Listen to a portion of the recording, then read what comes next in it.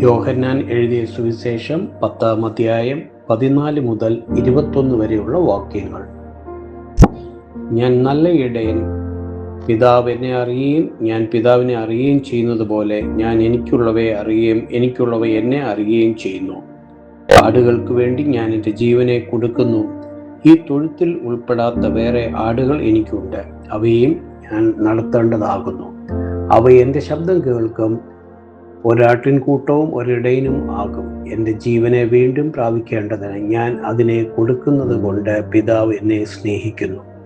ആരും അതിനെന്നെ എടുത്തു കളയുന്നില്ല, ഞാൻ തന്നെ അതിനെ കൊടുക്കുന്നു. അതിനെ കൊടുപ്പാൻ എനിക്ക് അധികാരമുണ്ട്, വീണ്ടും പ്രാപിപ്പാനും അധികാരമുണ്ട്. ഈ കൽപ്പന എൻ്റെ പിതാവിങ്കൽ നിന്ന് എനിക്ക് ലഭിച്ചിരിക്കുന്നു.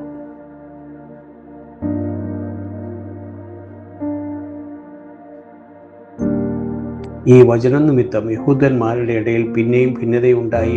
അവരിൽ പലരും അവന് ഭൂതമുണ്ട്, അവന് ഭ്രാന്തനാകുന്നു, അവൻ്റെ വാക്ക് കേൾക്കുന്നത് എന്തിന് എന്ന് പറഞ്ഞു.